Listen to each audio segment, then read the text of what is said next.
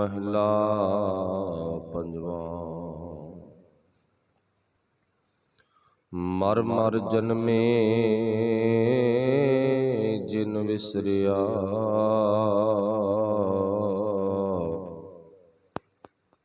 जीवन का दाता पार ब्रह्मन जन सेविया, अन दिन रंग राता। शांत सहज आनंद कना, पूरन पई आस।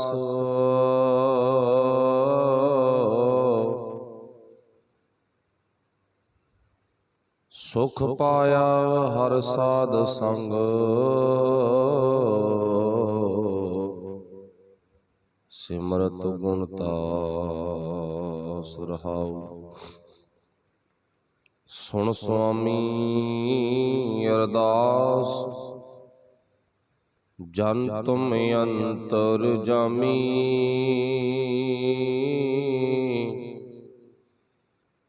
थान थनंतर रव रहे, नानक के स्वामी। सुन अर स्वामी अरदास, जन तुम अंतर जामी। थान थनंतर रव रहे, नानक के स्वामी।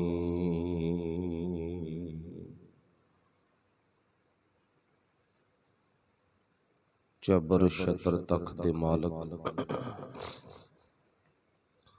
साहिब श्री गुरु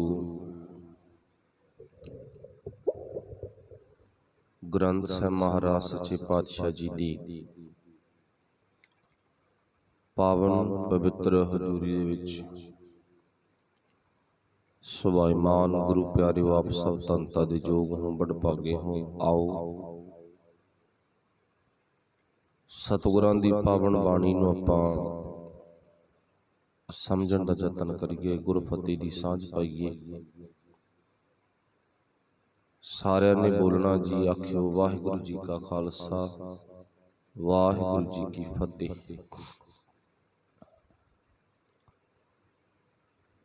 बिलावल राग दे विच पंचम पातशाह धन श्री गुरु अर्जन देव महाराज जी ने बख्शिश की है। रहाओ दे बंद विच जिक्र करते ने, शांत सहज आनंद घना, पूरन पई आस। सुख पाया हर साध संग, सिमरत गुणतास। इस पावन शब्द विच गुरु साहब जी ने उस परमेश्वर परमात्मा नालों विछड़े हुए व्यक्ति दी निगरी हुई हालत बारे बयान किया है कि जिहड़ा मनुख परमात्मा नालों टुट जांदा ना, ते उहदी हालत आ जिहड़ी वो कैसी बन जाती है, उहदी जिंदगी दा कदम कदम कैसा बन जाता है। ते जो परमेश्वर प्रभु परमात्मा नाल जुड़े रहिंदे ने, उस देनहार दातार दा हमेशा शुकराना करते ने, ते उन्हां दी जिंदगी दे विच की किहो जिहा समां आउंदा है। दोवें पक्षां नूं पातशाह जी ने इस शब्द विच रखिया। ते रहाओ दे बंद विच पातशाह कहंदे ने, शांत सहज।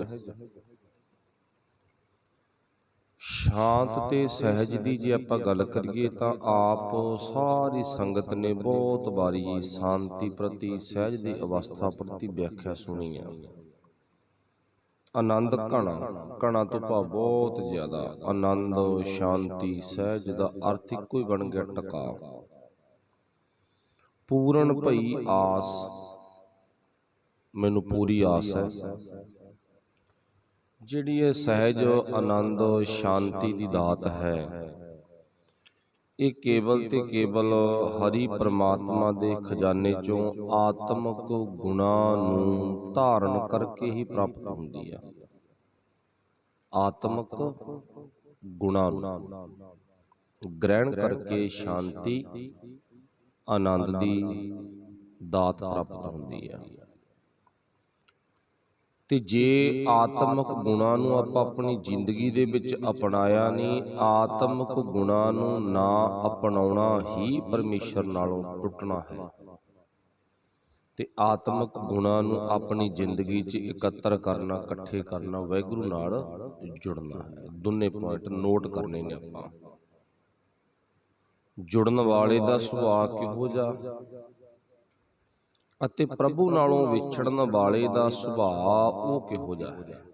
ਦੋਨੇ ਹਾਲਾਤ ਗੁਰੂ ਸਾਹਿਬ ਨੇ ਇਸ ਪਾਵਨ ਸ਼ਬਦ ਵਿੱਚ ਦੱਸੇ ਨੇ। ਸੁਖ ਪਾਇਆ ਹਰ ਸਾਧ ਸੰਗ ਸਿਮਰਤ ਗੁਣਤਾਸ। ਪ੍ਰਭੂ ਪਰਮਾਤਮਾ ਨੂੰ ਸਿਮਰਦਿਆਂ ਗੁਣਤਾਸ ਗੁਣਾਂ ਦੇ ਖਜ਼ਾਨੇ ਨੂੰ ਯਾਦ ਕਰਦਿਆਂ ਪਾਤਸ਼ਾਹ ਜੀ ਕਹਿੰਦੇ ਐਸਾ ਸੁੱਖ ਮਿਲ ਜਾਂਦਾ ਹੈ ਕਿ ਉਹ ਸੁੱਖ ਦੁਨੀਆ ਦੇ ਵਿੱਚੋਂ ਕਿਤੋਂ ਵੀ ਨਹੀਂ ਮਿਲਦਾ। ਜਿਸ ਸਿਮਰਤ ਸੁਖ ਹੋਏ ਘਣਾ, ਜ਼ਿਕਰ ਕੀ ਕੀਤਾ, ਜਿਹਨੂੰ ਸਿਮਰਦੇ ਆ ਯਾਦ ਕਰਦੇ ਆ ਨਾ, ਸੁਖ ਹੋਏ ਘਣਾ, ਘਣਾ ਤੋਂ ਭਾਵ ਬਹੁਤ ਜ਼ਿਆਦਾ।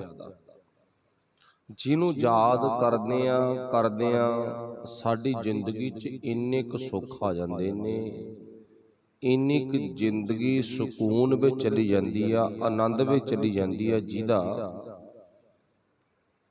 ਅੰਦਾਜ਼ਾ ਨਹੀਂ ਲਾਇਆ ਜਾ ਸਕਦਾ। ਤੇ ਫਿਰ ਪਾਤਸ਼ਾਹ ਨੇ ਜ਼ਿਕਰ ਵੀ ਕੀਤਾ ਨਾ, ਜੇ ਉਹ ਪ੍ਰਭੂ ਪਰਮਾਤਮਾ ਨੂੰ ਕਹਿੰਦੇ ਆਪਾਂ ਕੌਣ ਜਾਣੈ ਗੁਣ ਤੇਰੇ, ਤਾਂ ਫਿਰ ਉਹਨਾਂ ਰੱਬ ਦੇ ਪਿਆਰਿਆਂ ਦੀ ਅਵਸਥਾ ਵੀ ਦੱਸੀ ਨਹੀਂ ਜਾ ਸਕਦੀ। ਪਰ ਇੱਥੇ ਕੁਝ ਕੁ ਸਵਾਲ ਖੜੇ ਹੁੰਦੇ ਨੇ ਵੀ ਕੀ ਇਹ ਅਵਸਥਾ ਹਰ ਇੱਕ ਦੀ ਬਣ ਜਾਂਦੀ ਆ?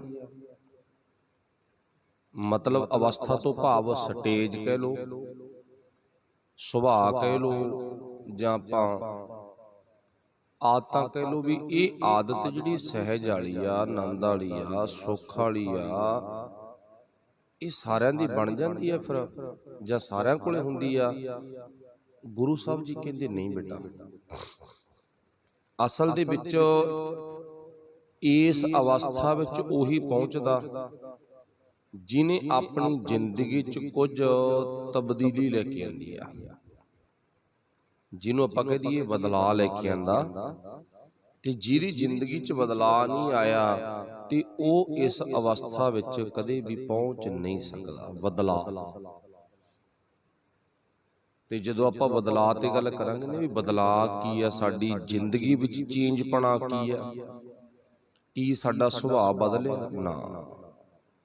ਗੁਰਮਤਿ ਦੀ ਕਲਾਸ ਸਤ ਸੰਗਤ ਵਿੱਚ ਆਉਂਦਿਆਂ 5 ਸਾਲ ਬਤੀਤ ਹੋ ਗਏ, 10 ਸਾਲ ਬਤੀਤ ਹੋ ਗਏ, 20 ਸਾਲ ਬਤੀਤ ਹੋ ਗਏ, ਕੁਝ ਸੁਭਾਅ ਬਦਲਿਆ? ਤੇ ਅੰਦਰੋਂ ਜਵਾਬ ਆਉ ਨਾ।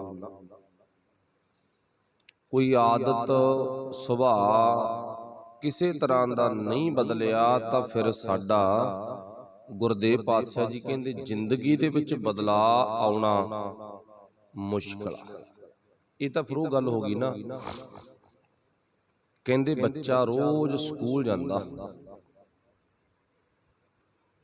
ਟੀਚਰ ਕੋਲੇ ਆਪਣਾ ਸੁਬਾਹ 8 ਤੋਂ ਲੈ ਕੇ 2-2:30 ਵਜੇ ਤੱਕ ਟਾਈਮ ਲੰਘਾ ਕੇ ਆਉਂਦਾ ਨਾ। ਟੀਚਰ ਪੜ੍ਹਾਉਂਦਾ ਨਹੀਂ ਹੈ, ਉਹ ਵੀ ਢੀਠ ਹੋ ਗਿਆ। ਬੱਚਾ ਪੜ੍ਹਦਾ ਨਹੀਂ ਹੈ, ਉਹ ਵੀ ਢੀਠ ਹੋ ਗਿਆ। ਦੋਨਾਂ ਦਾ ਢੀਠਪਣਾ ਦੁਨੀਆ ਦੇ ਲਈ ਘਾਤਕ ਹੈ, ਦੁਨੀਆ ਦੇ ਲਈ ਬਹੁਤ ਹੀ ਹਾਨੀਕਾਰਕ ਹੈ। ਜੇ ਟੀਚਰ ਵੀ ਢੀਠ ਹੋ ਜੇ ਤੇ ਵਿਦਿਆਰਥੀ ਵੀ ਢੀਠ ਹੋ ਜੇ। ਹੁਣ ਨਾ ਹੀ ਟੀਚਰ ਐ ਕਹਿੰਦਾ ਵੀ ਤੂੰ ਸਕੂਲ ਬਦਲ ਲਾ, ਕਹਿੰਦਾ ਨਾ ਸਕੂਲ ਵੀ ਨਹੀਂ ਤਾਂ ਬਦਲਣਾ, ਸਕੂਲ ਤਾਂ ਇਹੀ ਰੱਖਣਾਗਾ, ਕਿਤੇ ਸਕੂਲ ਛੱਡ ਕੇ ਜਾਣਾ ਨਹੀਂ। ਸਿਲੇਬਸ ਬਦਲਣਾ ਨਹੀਂ, ਤੂੰ ਸਕੂਲ ਆਈ ਚੱਲਿਆ ਕਰ, ਪੜ੍ਹਨਾ ਨਾ ਪੜ੍ਹਨਾ ਤੇਰੀ ਮਰਜ਼ੀ ਆ, ਬਸ ਜਦੋਂ ਛੁੱਟੀ ਦਾ ਟਾਈਮ ਹੁੰਦਾ ਵਾਪਸ ਮੁੜ ਜਾਇਆ ਕਰ। ਹੁਣ ਪਰ ਸਮਝ ਗਏ ਨਾ ਆਪਾਂ ਸਕੂਲ ਦੀ ਉਦਾਹਰਨ ਆ। ਗੁਰੂ ਸਾਹਿਬ ਜੀ ਕਹਿੰਦੇ ਫਿਰ ਬੰਦੇ ਨੇ ਵੀ ਆਪਣਾ ਸੁਭਾਅ ਐਵੇਂ ਬਣਾ ਕੇ ਰੱਖਿਆ। ਹੁਣ ਦੋਨੇ ਗੱਲਾਂ ਨੂੰ ਆਪਾਂ ਤੋਲ ਕੇ ਵੇਖਿਓ। ਸਾਡਾ ਸਕੂਲ ਕਿਹੜਾ? ਗੁਰਦੁਆਰਾ ਸਾਹਿਬ।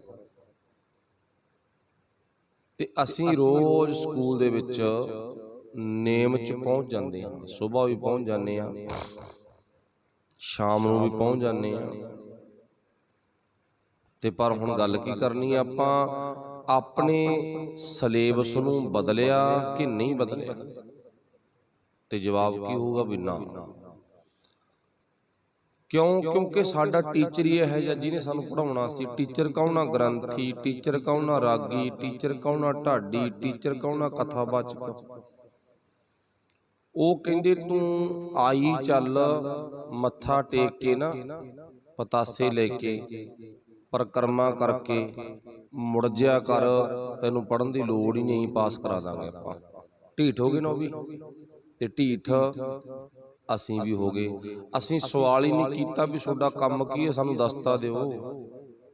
ਮੰਨ ਲਓ ਜੇ ਕੋਈ ਟੀਚਰ ਨੂੰ ਪੁੱਛੇ ਤੇਰਾ ਕੰਮ ਕੀ ਹੈ? ਬੱਚਿਆਂ ਨੂੰ ਪੜ੍ਹਾਉਣਾ, ਇਹ ਤਾਂ ਸਵਾਲ ਜਾਇਜ਼ ਆ ਨਾ। ਕੋਈ ਡਾਕਟਰ ਨੂੰ ਪੁੱਛੇ ਤੇਰਾ ਕੰਮ ਕੀ ਹੈ? ਦਵਾਈ ਦੇਣੀ, ਇਹ ਤਾਂ ਗੱਲ ਜਾਇਜ਼ ਆ ਨਾ। ਇਵੇਂ ਜਿਵੇਂ ਆਪਾਂ ਕਿਸੇ ਵੀ ਕਿਰਤੀ ਬੰਦੇ ਨੂੰ ਪੁੱਛੀਏ ਵੀ ਤੇਰਾ ਕੰਮ ਕੀ ਆ, ਉਹ ਕਹਿੰਦਾ ਮੇਰਾ ਕੰਮ ਮਜ਼ਦੂਰੀ ਕਰਨੀ। ਠੀਕ ਆ, ਬਸ ਤੂੰ ਸਮਝਦਾ ਇਸ ਗੱਲ ਨੂੰ। ਇਵੇਂ ਜਿਵੇਂ ਜੇ ਆਪਾਂ ਟੀਚਰ ਨੂੰ ਪੁੱਛ ਲਈਏ ਕਿਹੜੇ ਨੂੰ, ਜਿਹਦਾ ਨਾਂ ਇੱਥੇ ਗੁਰੂ ਸਾਹਿਬ ਨੇ ਦਵਾਇਆ ਗਾ, ਤਾਂ ਸਾਨੂੰ ਲੱਭੂਗੀ ਉਹਦੇ ਵਿੱਚੋਂ ਢੀਠਪਣਾ। ਵੀ ਟੀਚਰ ਵੀ ਢੀਠ ਹੋਊਗਾ, ਕਹਿੰਦਾ ਸਕੂਲ ਛੱਡ ਕੇ ਕਿਤੇ ਹੋਰ ਨਹੀਂ ਜਾਣਾ, ਤਾਂ ਇੱਥੇ ਆਈ ਜਾਇਆ ਕਰ, ਇਹੀ ਕਾਇਦਾ ਰੱਖਣਾ, ਇਹੀ ਕਲਾਸ ਰੱਖਣੀ ਆ, ਅੱਗੇ ਵਧਣਾ ਨਹੀਂ ਹੈ, ਪੜ੍ਹਨਾ ਵੀ ਨਹੀਂ ਹੈ, ਤੇ ਇੱਥੇ ਤੂੰ ਬਸ ਗੇੜੇ ਕੱਢਣ ਤੇ ਰਹਿਣਾ, ਜ਼ਿੰਦਗੀ ਸਫਲ ਹੈ। ਹੁਣ ਸੋਚੋ, ਨਰਸਰੀ 'ਚ ਬੱਚਾ ਲਾਇਆ, ਫਸਟ ਦੇ ਵਿੱਚ ਜਾ ਕੇ ਸਿਲੇਬਸ ਬਦਲਿਆ, ਸਿਲੇਬਸ ਬਦਲਣ ਤੋਂ ਬਾਅਦ ਫਿਰ ਤੀਜੀ ਜਾ ਕੇ ਬਦਲਿਆ, 6ਵੀਂ ਜਾ ਕੇ ਬਦਲਦਾ, 8ਵੀਂ ਜਾ ਕੇ ਬਦਲ ਗਿਆ, 9ਵੀਂ 10ਵੀਂ ਬੱਚਾ ਵੱਡੀ ਤੋਂ ਵੱਡੀ ਪੜ੍ਹਾਈ ਤੱਕ ਪਹੁੰਚ ਗਿਆ, ਤੇ ਉਹਦਾ ਸਿਲੇਬਸ ਬਦਲਦਾ ਬਦਲਦਾ ਬਦਲਦਾ ਬਦਲਦਾ ਗਿਆ। ਪਰ ਅੱਜ ਦਾ ਜਿਹੜਾ ਗੁਰਮਤਿ ਦੀ ਕਲਾਸ ਵਿੱਚ ਆਉਣ ਵਾਲਾ ਸਿੱਖ ਆ, ਇਹਦਾ ਸਿਲੇਬਸ ਸੇਮ ਹੀ ਆ। ਮੱਥਾ ਟੇਕਣਾ, ਪਤਾਸੇ ਲੈਣੇ, ਪਰਿਕਰਮਾ ਕਰਨੀ, ਇੱਧਰ ਉੱਧਰ ਮਾੜਾ ਮੋਟਾ ਝਾੜੂ ਪੋਚਾ ਕਰ ਦੇਣਾ, ਇਹ ਸਾਡਾ ਸਿਲੇਬਸ ਆ। ਇੰਨਾ ਕਰਕੇ ਅਸੀਂ ਬਸ ਫ੍ਰੀ ਹੋ ਜਾਂਦੇ ਆ। ਗੁਰੂ ਸਾਹਿਬ ਕਹਿੰਦੇ ਨਹੀਂ, ਤੇਰੀ ਜ਼ਿੰਦਗੀ 'ਚ ਹੋਰ ਬਹੁਤ ਕੁਛ ਸੀ, ਹੋਰ ਬਹੁਤ ਕੁਛ ਸੀ ਨਾ, ਉਹ ਤੂੰ ਕਰਨਾ ਸੀ। ਕੁਝ ਸੁਣਨਾ ਸੀ, ਕੁਝ ਸਮਝਾਉਣਾ ਸੀ, ਕੁਝ ਸਮਝਣਾ ਸੀ, ਕੁਝ ਸਮਝਾਉਣਾ ਸੀ, ਹੈ ਨਾ। ਇਦਾਂ ਦਾ ਤੇਰਾ ਸਿਲੇਬਸ ਸੀ। ਗੁਰੂ ਗ੍ਰੰਥ ਸਾਹਿਬ 1430 ਪੰਨਾ, ਕਿੱਡਾ ਵੱਡਾ ਸਿਲੇਬਸ ਹੈ, ਤੂੰ ਚੰਦਰਿਆ ਕਿਉਂ ਨਹੀਂ ਪੜ੍ਹਿਆਗਾ? ਦੱਸ ਭਲਾ। ਫਿਰ ਬਦਲਾ ਕਿਵੇਂ ਆਊਗਾ? ਨਾ, ਕਦੇ ਵੀ ਨਹੀਂ ਆ ਸਕਦਾ। ਗੱਲ ਬਦਲਾ ਤੇ ਆ ਨਾ, ਗੱਲ ਆਪਣੇ ਆਪ ਨੂੰ ਬਦਲਣ ਤੇ ਆ। ਵੀ ਫਿਰ ਬਦਲਾਂਗੇ ਕਿਵੇਂ ਆਪਾਂ? ਆਪਣੇ ਆਪ ਨੂੰ ਸਹਿਜ, ਟਿਕਾ, ਆਨੰਦ, ਸ਼ਾਂਤੀ, ਸੁੱਖ ਵਿੱਚ ਕਿਵੇਂ ਲੈ ਕੇ ਆ ਸਕਦੇ ਆ? ਆਵਾਂਗੇ ਨਹੀਂ, ਕਦੇ ਵੀ ਸਾਡੀ ਜ਼ਿੰਦਗੀ 'ਚ ਬਦਲਾਅ ਨਹੀਂ ਆਵੇਗਾ। ਇਸ ਕਰਕੇ ਸਤਿਗੁਰੂ ਪਾਤਸ਼ਾਹ ਜੀ ਕਹਿੰਦੇ, ਫਿਰ ਐ ਮਨੁੱਖ, ਤੂੰ ਆਪਣੀ ਜ਼ਿੰਦਗੀ 'ਚ ਸੁੱਖ ਚਾਹੁੰਦਾ ਨਾ, ਆਪਣੀ ਜ਼ਿੰਦਗੀ 'ਚ ਆਨੰਦ ਚਾਹੁੰਦਾ, ਤਾਂ ਤੂੰ ਸਿਲੇਬਸ ਜ਼ਰੂਰ ਬਦਲ ਕੇ ਅੱਗੇ ਨੂੰ ਤੁਰਨ ਦੀ ਕੋਸ਼ਿਸ਼ ਕਰ, ਤਰੱਕੀ ਕਰ, ਇੱਥੇ ਨਾ ਖੜ। ਤਰੱਕੀ ਕਰ, ਇੱਥੇ ਨਾ ਖੜ। ਫਿਰ ਕੀ ਆ? ਫਿਰ ਤੇਰੀ ਜ਼ਿੰਦਗੀ 'ਚ ਆਨੰਦ ਆਵੇਗਾ। ਫਿਰ ਲਿਖਿਆ ਕੀ ਆ ਪਾਤਸ਼ਾਹ ਨੇ? ਸ਼ਾਂਤ ਸਹਿਜ ਆਨੰਦ ਘਣਾ, ਪੂਰਨ ਭਈ ਆਸ ਸੁਖ ਪਾਇਆ। ਸੁੱਖ ਕਿੱਥੋਂ ਮਿਲਣਾ ਮੈਨੂੰ? ਸੁੱਖ ਪਾਇਆ ਪ੍ਰਭੂ ਪਰਮਾਤਮਾ ਦੀ ਸ਼ਰਨ 'ਚੋਂ, ਸੁੱਖ ਪਾਇਆ ਹਰ ਸਾਧ ਸੰਗ, ਸਾਧ ਜਨਾਂ ਦੀ ਸੰਗਤ ਕਰਕੇ। ਫਿਰ ਪਾਤਸ਼ਾਹ ਜੀ ਕਹਿੰਦੇ ਸਿਮਰਤ ਗੁਣਤਾਸ। ਇੱਥੇ ਸਾਧ ਸੰਗਤ ਦੀ ਸੰਗਤ ਕਰਕੇ ਨਾ, ਗੁਰੂ ਦਾ ਗਿਆਨ ਪ੍ਰਾਪਤ ਕਰਕੇ, ਉਹ ਜਿਹੜਾ ਗੁਣਾਂ ਦਾ ਖਜ਼ਾਨਾ ਗੁਣਤਾਸ, ਗੁਣਤਾਸ ਪ੍ਰਭੂ ਪਰਮਾਤਮਾ ਨੂੰ ਪੜ੍ਹ ਕੇ, ਸੁਣ ਕੇ, ਵਿਚਾਰ ਕੇ, ਫਿਰ ਮੈਨੂੰ ਸੁੱਖ ਆ ਜਿਹੜਾ ਉਹ ਮਿਲ ਸਕਦਾ। ਫੇਰ ਹੀ ਮਿਲ ਸਕਦਾ ਨਾ। ਐਵੇਂ ਮਨਮੱਤੀ ਕੰਮ ਕਰਕੇ ਸੁੱਖ ਨਹੀਂ ਮਿਲਣਾ। ਤਵੀਤ ਬੰਨ ਲੇ, ਤਾਗੇ ਪਾਲੇ, ਗੁੱਟ ਨੂੰ ਬੰਨ ਲੇ, ਡੌਲਿਆਂ ਨੂੰ ਬੰਨ ਲੇ ਤੇ ਮੱਥੇ 'ਚ ਤਿਲਕ ਲਾ ਲੇ, ਇਦਾਂ ਦਾ ਕੰਮ ਕਰਕੇ ਕਦੇ ਵੀ ਸੁੱਖ ਨਹੀਂ ਮਿਲੂਗਾ। ਨਾ ਮਿਲਿਆ ਨਾ ਮਿਲੇ, ਗਰੰਟੀ ਆ। ਜਿਹੜਾ ਮਰਜੀ ਬਾਬਾ, ਜਿਹੜਾ ਮਰਜੀ ਚੇਲਾ ਚਾਟੜਾ, ਜਿਹੜਾ ਮਰਜੀ ਪੂਰੀ ਦੁਨੀਆ ਦੇ ਵਿੱਚੋਂ ਕਹਿੰਦਾ ਕਹਾਉਂਦਾ ਕਰਨੀ ਵਾਲਾ ਤੁਸੀਂ ਲਿਆਓ, ਪਰ ਸਾਡਾ ਕਰਨੀ ਵਾਲਾ ਤਾਂ ਗੁਰੂ ਗ੍ਰੰਥ ਸਾਹਿਬ ਆ। ਗੱਲ ਦਲੀਲ ਤੇ ਹੋਵੇਗੀ, ਨਾ ਭੱਜਿਆ ਨਾ ਛੱਡ ਕੇ ਗਿਆ ਤਾਂ ਤੁਸੀਂ ਆਪ ਹੀ ਮੰਨ ਜਾਓਗੇ, ਹੱਥ ਬੰਨ੍ਹ ਕੇ ਜੇ ਨਾ ਗਿਆ। ਪਰ ਹੈ ਹੀ ਕੁਛ ਨਹੀਂ, ਸਾਡਾ ਸੁਭਾਅ ਆ। ਤਾਂ ਪਿੱਛੇ ਤੱਕ ਲੀਡਰ ਦਾ ਬਿਆਨ ਆਇਆ ਸੀਗਾ, ਨਵਾਂ ਪ੍ਰਧਾਨ ਬਣਿਆ, ਕਹਿੰਦਾ ਤਾਗੇ ਦੀ ਕਰਾਮਾਤ, ਕਹਿੰਦਾ ਤਾਂ ਪ੍ਰਧਾਨ ਬਣਿਆ ਮੈਂ। ਹੋ ਸਕਦਾ ਭਾਈ ਹੋਵੇ, ਹਨਾ। ਤੇ ਸਾਡੇ ਲੋਕ ਕਹਿੰਦੇ ਤਾਂ ਬਾਹਲਾ ਹੀ ਚੰਗਾ ਗਾ। ਜਿਹੜਾ ਤਾਗੇ ਤੇ ਟੇਕ ਰੱਖੀ ਬੈਠਾ ਤੇ ਤੁਹਾਨੂੰ ਕਿੱਥੋਂ ਗੁਰੂ ਗ੍ਰੰਥ ਸਾਹਿਬ ਨਾਲ ਜੋੜ ਦੂਗਾ, ਤੇ ਨਾ ਗੁਰੂ ਗ੍ਰੰਥ ਸਾਹਿਬ ਦਾ ਮਸਲਾ ਹੱਲ ਕਰੇ, ਉਹ ਕਰ ਦੂਗਾ। ਹੈ ਆਸੋ ਤੇ ਨਾ, ਜਿਹਦਾ ਧਿਆਨ ਹੀ ਤਾਗਿਆਂ ਤੇ ਖੜਾ ਗਾ। ਇਸੇ ਕਰਕੇ ਗੁਰੂ ਸਾਹਿਬ ਜੀ ਕਹਿੰਦੇ ਅਸੀਂ ਭਾਈ ਕੱਚਪਣੇ ਤੋਂ ਨਿਕਲ ਕੇ ਪੱਕੇ ਗੁਰੂ ਦੇ ਗੁਣਤਾਸ ਮਾਲਕ ਨਾਲ ਜੁੜ ਕੇ ਆਪਣੀ ਜ਼ਿੰਦਗੀ ਨੂੰ ਸਵਾਰਨਾ ਹੈ। ਸਾਡੇ ਨਾਲੋਂ ਤਾਂ ਫਿਰ ਬੱਚਾ ਵੀ ਕਈ ਗੁਣੇ ਚੰਗਾ ਗਾ, ਜਿਹਨੇ ਆਪਣੀ ਸਮੇਂ-ਸਮੇਂ ਸਿਰ ਤੇ ਪੜ੍ਹਾਈ ਬਦਲਤੀ। ਕਦੇ ਉਹ ਏ ਫੋਰ ਐਪਲ ਜਾਂ ਊੜੇ ਆੜੇ ਤੇ ਸੀ, ਊੜਾ ਊਠ ਈੜੀ ਇੱਟ ਤੇ ਸੀ, ਤੇ ਅੱਜ ਬਦਲਦਾ ਉਹ ਕਿੱਥੋਂ ਤੱਕ ਪਹੁੰਚ ਗਿਆ। ਪਰ ਸਾਡਾ ਸਿਲੇਬਸ ਉਹੀ ਆ, ਕਿਹੜਾ ਮੱਥਾ ਟੇਕਣਾ, ਪਤਾਸੇ ਲੈਣੇ, ਇੱਧਰ ਉੱਧਰ ਮਾੜਾ ਮੋਟਾ ਹੋਰ ਕੁਛ ਕਰ ਦੇਣਾ, ਵਾਪਸ ਮੁੜ ਜਾਣਾ। ਇਹ ਤੋਂ ਬਦਲ ਗਏ ਆਪਾਂ ਰੋਜ਼ ਚੈੱਕ ਕਰਕੇ ਵੇਖੀਏ ਵੀ ਮੈਂ ਕੁਛ ਸਿੱਖਦਾ ਵੀ ਆ ਕਿ ਜਾਂ ਮੈਂ ਗੇੜਾ ਕੱਢ ਕੇ ਮੁੜ ਜਾਣਾ। ਹਾਂ, ਆਪਣੇ ਆਪ ਨੂੰ ਚੈੱਕ ਕਰੀਏ। ਬੱਚੇ ਦੀ, ਛੋਟੇ ਦੀ ਤਾਂ ਭਾਵ ਸਾਰੀ ਸਥਿਤੀ ਸਕੂਲ ਵਾਲੀ ਮਾਪੇ ਚੈੱਕ ਕਰਦੇ ਆ ਨਾ, ਵੀ ਕਿਵੇਂ ਚੱਲਦਾ ਬੱਚਾ ਸਾਡਾ। ਤੇ ਪਰ ਇੱਥੇ ਅਸੀਂ ਆਪਣੇ ਆਪ ਨੂੰ ਚੈੱਕ ਕਰਨਾ। ਸਾਡੀ ਮਾਂ ਨੂੰ ਕਹਿਣਾ ਵੀ ਤੂੰ ਸਾਨੂੰ ਚੈੱਕ ਕਰ ਲਾ। ਮਾਂ ਕਿਹੜੀ ਹੈ? ਮੱਤ ਨੂੰ ਕਹਿਣਾਗਾ ਵੀ ਤੂੰ ਚੈੱਕ ਕਰ। ਬਾਹਰੋਂ ਤਾਂ ਦੁਨਿਆਵੀ ਮਾਂ ਚੈੱਕ ਕਰਦੀ ਨਾ ਮੇਰਾ ਬੱਚਾ ਕਿਵੇਂ ਆ। ਇੱਥੇ ਆਪਾਂ ਦੁਨਿਆਵੀ ਮਾਂ ਨੂੰ ਨਹੀਂ ਕਹਿਣਾਗਾ, ਇੱਥੇ ਆਪਾਂ ਆਪਣੀ ਮੱਤ ਰੂਪੀ ਮਾਂ ਨੂੰ ਕਹਿਣਾ ਵੀ ਤੂੰ ਸਾਨੂੰ ਚੈੱਕ ਕਰ ਲਾ। ਫਿਰ ਪਾਤਸ਼ਾਹ ਜੀ ਕਹਿੰਦੇ ਤੇਰੀ ਜ਼ਿੰਦਗੀ ਜ਼ਰੂਰ ਸੁੱਖ ਆਵੇਗਾ, ਐਸੀ ਗੱਲ ਨਹੀਂ ਸੁੱਖ ਨਾ ਆਵੇ। ਫਿਰ ਅੱਗੇ ਪਾਤਸ਼ਾਹ ਜੀ ਕਹਿੰਦੇ ਜੇ ਤੂੰ ਟੁੱਟ ਗਿਆ, ਪਹਿਲੀ ਤਾਂ ਜੁੜੇ ਦੀ ਅਵਸਥਾ ਨਾ। ਫਿਰ ਪਾਤਸ਼ਾਹ ਜੀ ਕਹਿੰਦੇ ਜੇ ਤੂੰ ਟੁੱਟ ਗਿਆ ਫਿਰ ਕਿਹੋ ਜਿਹਾ ਸੁਭਾਅ ਬਣ ਜਾਊਗਾ। ਫਿਰ ਪਾਤਸ਼ਾਹ ਲਿਖਦੇ ਨੇ ਮਾਰ ਮਾਰ ਜਨਮੇ ਜਿਨ ਵਿਸਰਿਆ। ਕਹਿੰਦੇ ਜਿਹੜੇ ਆਪਣੇ ਮੂਲ ਨਾਲੋਂ ਟੁੱਟ ਜਾਂਦੇ ਆ ਨਾ, ਮੂਲ ਨਾਲੋਂ ਵਿਸਰ ਜਾਂਦੇ ਨੇ, ਪਾਤਸ਼ਾਹ ਜੀ ਕਹਿੰਦੇ ਉਹ ਭਾਈ ਆਤਮਿਕ ਮੋਤੇ ਹਰ ਟਾਈਮ ਮਰਦੇ ਰਹਿੰਦੇ ਨੇ। ਜਿਹਨੂੰ ਆਪਾਂ ਕਹਿ ਦਈਏ ਜ਼ਮੀਰ ਦੀ ਮੌਤ, ਉਹ ਮਰ ਜਾਂਦੇ ਨੇ। ਉਹਨਾਂ ਦੀ ਜ਼ਿੰਦਗੀ ਚੋਂ ਅਣਖ ਗੈਰਤ ਖਤਮ ਹੋ ਜਾਂਦੀ ਆ।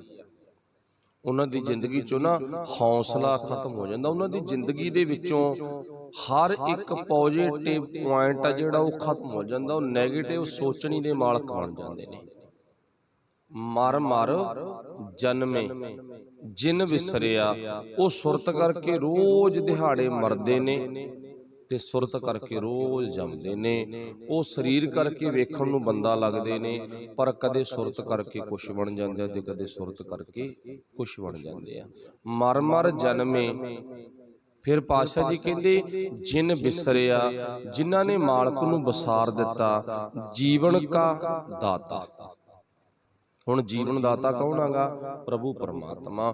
ਉਸੇ ਨੇ ਸਾਨੂੰ ਜ਼ਿੰਦਗੀ ਦੇਣੀ ਆ ਤੇ ਉਸੇ ਨੇ ਸਾਥੋਂ ਜ਼ਿੰਦਗੀ ਖੋਹਣੀ ਆ।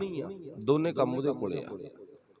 ਆ ਜਿਹੜਾ ਸਰੀਰ ਦਿੱਤਾ ਨਾ, ਸਰੀਰ ਵਿੱਚ ਸਵਾਸ ਦਿੱਤੇ ਨੇ, ਇਹ ਪ੍ਰਭੂ ਪਰਮਾਤਮਾ ਦੀ ਦਾਤ ਆ। ਕਿਸੇ ਇਹ ਮੰਤਰੀ ਦੀ, ਕਿਸੇ ਇਹ ਬਾਬੇ ਦੀ, ਕਿਸੇ ਇਹ ਕਹਿੰਦੇ ਕਹਾਉਂਦੇ ਵਿਦਵਾਨ ਦੀ, ਪੰਡਤ ਦੀ ਦਿੱਤੀ ਹੋਈ ਦਾਤ ਨਹੀਂ ਹੈ।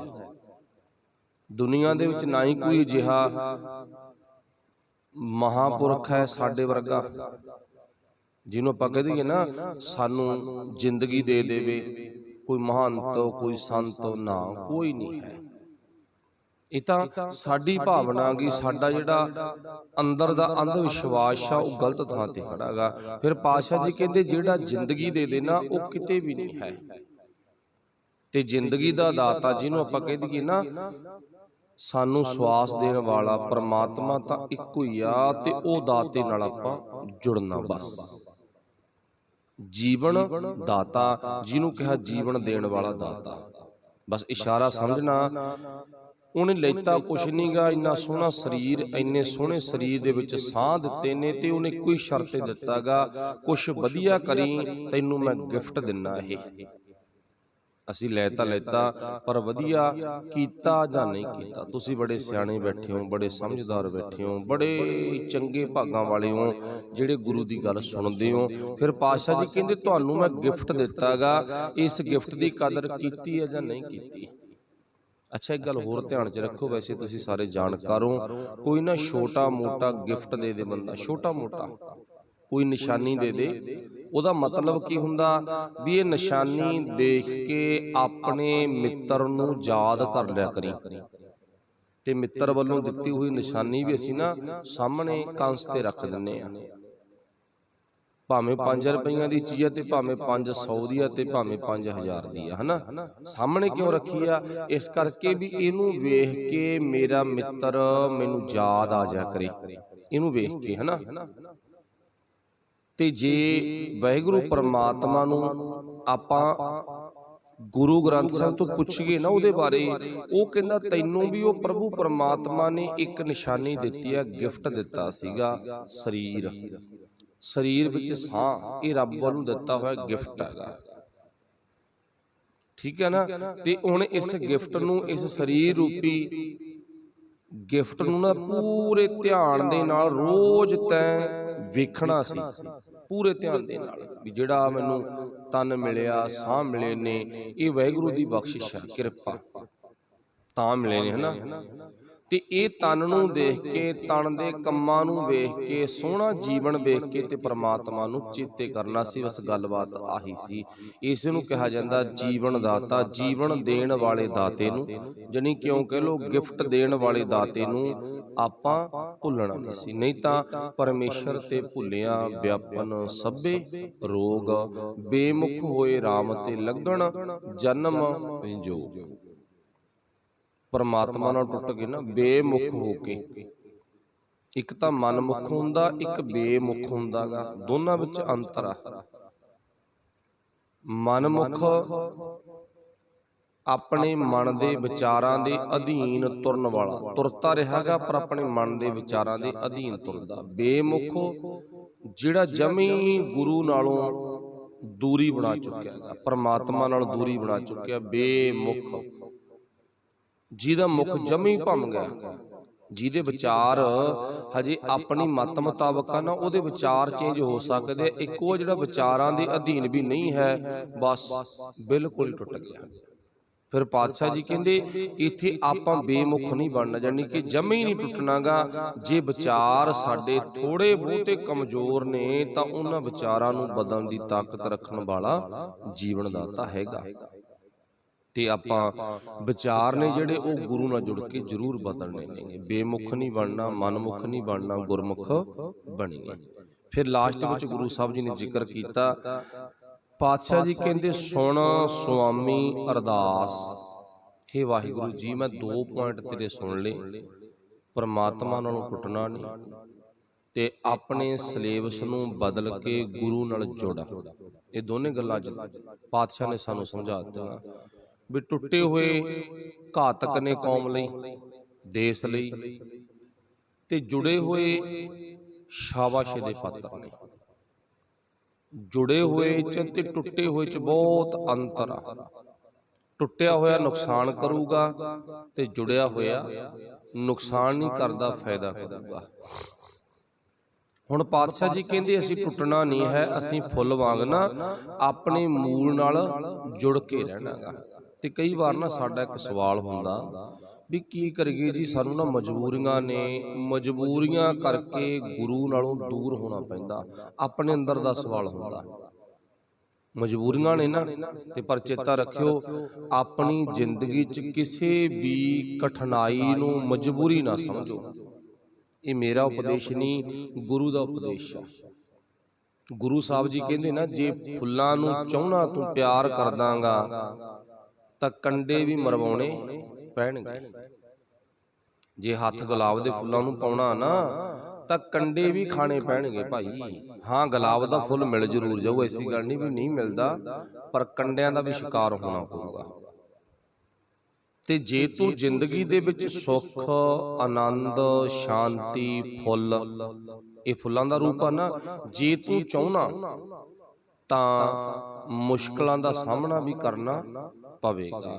ਜਿੰਨਾ ਵਕਤ ਮੁਸ਼ਕਲਾਂ ਦਾ ਸਾਹਮਣਾ ਨਹੀਂ ਕਰਦਾ, ਉਹਨਾਂ ਟਾਈਮ ਜ਼ਿੰਦਗੀ ਦੇ ਵਿੱਚ ਬਦਲਾਅ ਨਹੀਂ ਆਵੇਗਾ। ਉਹ ਮੁਸ਼ਕਲ ਕੋਈ ਛੋਟੀ ਹੋ ਸਕਦੀ ਆ, ਕੋਈ ਵੱਡੀ ਹੋ ਸਕਦੀ ਆ, ਕਿਹੋ ਜਿਹੀ ਵੀ ਹੋ ਸਕਦੀ ਆ। ਉਹ ਆਪਣੇ ਨਾਲ ਜਿਸ ਟਾਈਮ ਤੇ ਬੀਤੇਗੀ, ਉਸ ਟਾਈਮ ਦਾ ਸੀਨ ਕੀ ਹੈ, ਇਹ ਮੌਕਾ ਦੱਸੂਗਾ। ਤੇ ਫਿਰ ਮੁਸ਼ਕਲ ਆਉਣ ਤੇ ਪਾਤਸ਼ਾਹ ਜੀ ਕਹਿੰਦੇ ਘਬਰਾਈ ਨਾ, ਉਹ ਕੰਡੇ ਦਾ ਰੂਪ ਆ। ਜੇ ਫੁੱਲ ਚਾਹੁੰਨਾ ਤਾਂ ਮੁਸ਼ਕਲ ਨਾਲ ਵੀ ਸਾਹਮਣਾ ਕਰਨਾ ਪਊਗਾ। ਫਿਰ ਸਤਿਗੁਰੂ ਪਾਤਸ਼ਾਹ ਜੀ ਕਹਿੰਦੇ ਤੂੰ ਇਸ ਗੱਲ ਦੀ ਅਰਦਾਸ ਕਰਿਆ ਕਰ। ਸੁਣ ਸੁਆਮੀ ਅਰਦਾਸ ਜਨ। ਪਾਤਸ਼ਾਹ ਜੀ ਕਹਿੰਦੇ ਆਪਣੇ ਸੁਆਮੀ ਅੱਗੇ, ਆਪਣੇ ਪ੍ਰਮਾਤਮਾ ਅੱਗੇ ਤੂੰ ਅਰਦਾਸ ਕਰਿਆ ਕਰ ਵੀ ਹੇ ਵਾਹਿਗੁਰੂ ਜੀ, ਮੇਰੀ ਅਰਦਾਸ ਸੁਣ, ਮੇਰੀ ਬੇਨਤੀ ਸੁਣ। ਜਦੋਂ ਆਪਾਂ ਮਿਹਨਤ ਕਰਨੀ ਸ਼ੁਰੂ ਕਰਤੀ ਨਾ, ਮਿਹਨਤ ਦੇ ਨਾਲ ਵਾਹਿਗੁਰੂ ਦੀ ਮਿਹਨਤ ਵੀ ਕਰ ਲਈਏ, ਕੋਈ ਵੀ ਡਰ ਨਹੀਂ ਹੈ। ਬੰਦੇ ਦੀ ਮਿਹਨਤ ਨਾ ਕਰੋ, ਕੋਈ ਗੱਲ ਨਹੀਂ, ਉਹ ਤਾਂ ਸ਼ਰੀਕ ਆ ਨਾ, ਪਰ ਰੱਬ ਦੀ ਮਿਹਨਤ ਕਰਨ ਵਿੱਚ ਕੋਈ ਹਰਜ ਨਹੀਂ ਹੈ। ਪਰਮੇਸ਼ਰ ਪਰਮਾਤਮਾ ਦੀ ਮਿਹਨਤ ਕਰਨ ਚ, ਮਿਹਨਤ ਮੀਨਜ਼ ਤਰਲਾ ਬੇਨਤੀ ਕਰਨ ਚ ਕੋਈ ਹਰਜ ਨਹੀਂ ਹੈ। ਉਹਦੇ ਅੱਗੇ ਹੱਥ ਜੁੜ ਜਾਣਗੇ, ਕੋਈ ਖਤਰਾ ਨਹੀਂ। ਬੰਦੇ ਅੱਗੇ ਨਾ ਜੋੜੋ, ਲੋੜ ਵੀ ਨਹੀਂ ਬੰਦੇ ਅੱਗੇ ਜੋੜਨ ਦੀ, ਹੈ ਨਾ। ਫਿਰ ਪਾਤਸ਼ਾਹ ਜੀ ਕਹਿੰਦੇ ਉਹ ਪਰਮਾਤਮਾ ਅੱਗੇ ਤੂੰ ਮਿਹਨਤ ਕਰ, ਅਰਦਾਸ ਕਰ, ਉਹ ਵਾਹਿਗੁਰੂ ਜ਼ਰੂਰ ਤੇਰੇ ਤੇ ਬਖਸ਼ਿਸ਼ ਕਰੇਗਾ। ਤੁਮ ਅੰਤਰ ਜਾਮੀ ਥਾਨ ਥਨੰਤਰ ਰਬ ਰਹੇ, ਨਾਨਕ ਕੇ ਸੁਆਮੀ। ਥਾਨ ਥਨੰਤਰ ਰਬ ਰਹੇ, ਉਹ ਹਰ ਥਾਂ ਤੇ ਰਹਿਣ ਵਾਲਾ ਦਾਤਾ, ਹਰ ਥਾਂ ਤੇ ਰਹਿਣ ਵਾਲਾ ਸੁਆਮੀ ਮਾਲਕ ਤੇਰਾ ਜ਼ਰੂਰ ਭਲਾ ਕਰੇਗਾ। ਤੇਰੀ ਜ਼ਿੰਦਗੀ 'ਚ ਕਦੇ ਬੁਰਾ ਨਹੀਂ ਕਰਦਾਗਾ। ਬਸ ਜਦੋਂ ਆਪਾਂ ਟੁੱਟ ਗਏ, ਸਾਡਾ ਬੁਰਾ ਤਾਂ ਆਪਣੇ ਆਪ ਹੋਣ ਲੱਗ ਜਾਂਦਾ। ਜਦੋਂ ਟੁੱਟ ਗਏ, ਹੁਣ ਚੇਤਾ ਰੱਖਿਓ, ਦਰਖਤ ਨਾਲੋਂ ਪੱਤਾ ਟੁੱਟ ਗਿਆ, ਟੁੱਟ ਗਿਆ ਨਾ, ਹੈ ਦਰਖਤ ਦੇ ਕੋਲੀ, ਕੋਲੀ ਆ ਉਹ, ਬਹੁਤੀ ਦੂਰ ਨਹੀਂ ਹੈ। ਆਪਾਂ ਵੇਖ ਸਕਦੇ ਹਾਂ ਤਾਂ ਨਕਸ਼ਾ ਬਣਾ ਕੇ ਨਾ, ਦਰਖਤ ਨਾਲੋਂ ਪੱਤਾ ਟੁੱਟ ਗਿਆ, ਦਰਖਤ ਦੇ ਕੋਲੀ ਆ। ਪਰ ਚੇਤਾ ਰੱਖਿਓ, ਦਰਖਤ ਨੇ ਪੱਤੇ ਨੂੰ ਚੱਕ ਕੇ ਦੂਰ ਨਹੀਂ ਸੁੱਟਿਆ, ਨਾ ਫੂਕ ਮਾਰ ਕੇ ਪਰਾਂ ਭਜਾਏਗਾ ਨਾ, ਪਰ ਪੱਤਾ ਹਵਾ ਦਾ ਸ਼ਿਕਾਰ ਹੋ ਗਿਆ। ਹਵਾ ਦਾ ਸ਼ਿਕਾਰ ਹੋ ਗਿਆ ਨਾ, ਕਦੇ ਕਿਤੇ, ਕਦੇ ਕਿਤੇ, ਕਦੇ ਕਿਤੇ। ਆਪਾਂ ਵੀ ਇੱਕ ਪੱਤੇ ਦਾ ਰੂਪ ਆ, ਗੁਰੂ ਸਾਡਾ ਇੱਕ ਰੁੱਖ ਦਾ ਰੂਪ ਆ। ਜਦੋਂ ਆਪਾਂ ਗੁਰੂ ਰੁੱਖ ਨਾਲੋਂ ਟੁੱਟ ਗਏ ਨਾ, ਗੁਰੂ ਰੁੱਖ ਨਾਲੋਂ ਟੁੱਟ ਗਏ, ਤੇ ਗੁਰੂ ਰੁੱਖ ਆਪਾਂ ਨੂੰ ਚੱਕ ਕੇ ਪਰਾਂ ਨਹੀਂ ਸੁੱਟਦਾ, ਇਹਦਾ ਸੁਭਾਅ ਆ। ਇਹ ਤਾਂ ਫਿਰ ਵੀ ਤਰਸ ਕਰ ਲੈਂਦਾ ਨਾ, ਤਰਸ ਪਿਆ ਮੇਰਾ ਮਤ ਹੋਈ, ਗੁਰੂ ਰੁੱਖ ਚੁੱਕ ਕੇ ਪਰਾਂ ਨਹੀਂ ਸੁੱਟਦਾ। ਪਰ ਕਾਰਨ ਕੀ ਹੈ, ਸਾਡਾ ਸੁਭਾਅ ਇਦਾਂ ਦਾ ਬਣ ਜਾਂਦਾ। ਅਸੀਂ ਟੁੱਟ ਕੇ ਵੀ ਕੋਲੇ ਰਹਿਣਾ ਪਸੰਦ ਨਹੀਂ ਕਰਦੇ, ਟੁੱਟ ਕੇ ਵੀ ਐਸੀ ਹਵਾ ਦੇ ਸ਼ਿਕਾਰ ਹੁੰਨੇ ਆ। ਹਵਾ ਮੀਨਜ਼ ਰੀਤ, ਐਸੀ ਰੀਤ ਦੇ ਸ਼ਿਕਾਰ ਹੁੰਨੇ ਆ, ਗੁਰੂ ਨਾਲੋਂ ਬਹੁਤ ਦੂਰ ਚਲੇ ਜਾਂਦੇ ਆ। ਮਤਲਬ ਆਪਣੇ ਮੂਲ ਨਾਲੋਂ ਨਾ ਬਹੁਤ ਦੂਰ ਚਲੇ ਜਾਂਦੇ ਆ। ਗੁਰੂ ਪਾਤਸ਼ਾਹ ਜੀ ਕਹਿੰਦੇ ਨਾ, ਜੇ ਟੁੱਟ ਗਿਆ ਸੀ, ਕੋਲੇ ਰਹਿੰਦਾ ਬੰਦਿਆਂ ਤੋਂ, ਟੁੱਟੇ ਹੋਏ ਤੇ ਬਖਸ਼ਿਸ਼ ਹੋ ਜਾਣੀ ਸੀ। ਹਾਲਾਂਕਿ ਟੁੱਟਿਆ ਹੋਇਆ ਪੱਤਾ ਤਾਂ ਨਹੀਂ ਨਾਲ ਜੁੜਦਾ, ਪਰ ਗੁਰੂ ਰੁੱਖ ਨਾਲੋਂ ਟੁੱਟਿਆ ਹੋਇਆ ਬੰਦਾ ਇਹਦੇ ਨਾਲ ਜੁੜ ਜਾਂਦਾ, ਇਹਦੇ ਕੋਲੇ ਬਖਸ਼ਿਸ਼ ਹੈ। ਪਰ ਅਸੀਂ ਦੂਰ ਕਿੰਨੇ ਕੁ ਚਲੇ ਗਏ, ਵਾਪਸ ਮੁੜ ਕੇ ਆਉਣਾ ਸਾਡਾ ਮੁਮਕਿਨ ਹੋ ਗਿਆ। ਬਸ ਹੁਣ ਅਸੀਂ ਆ ਨਹੀਂ ਸਕਦੇਗੇ, ਸਾਡਾ ਸੁਭਾਅ ਬਣ ਗਿਆ। ਹੁਣ ਕਿਹੋ ਜਿਹਾ ਸੁਭਾਅ ਬਣਿਆ ਉਹ ਆਪਾਂ ਸਾਰੇ ਜਾਣਦੇ ਹਾਂ। ਇਸੇ ਕਰਕੇ ਸੱਚੇ ਪਾਤਸ਼ਾਹ ਜੀ ਕਹਿੰਦੇ ਤੂੰ ਆਪਣੇ ਮੂਲ ਨਾਲੋਂ ਟੁੱਟਣਾ, ਆਪਣੇ ਮੂਲ ਨਾਲ ਜੁੜ ਕੇ ਰਹਿ। ਜੁੜੇ ਹੋਇਆਂ ਦੇ ਵਿੱਚ ਹੀ ਪਾਤਸ਼ਾਹ ਨੇ ਸ਼ਾਂਤੀ, ਸਹਿਜ, ਆਨੰਦੀ ਦਾਤ ਦੇਣੀ ਆ।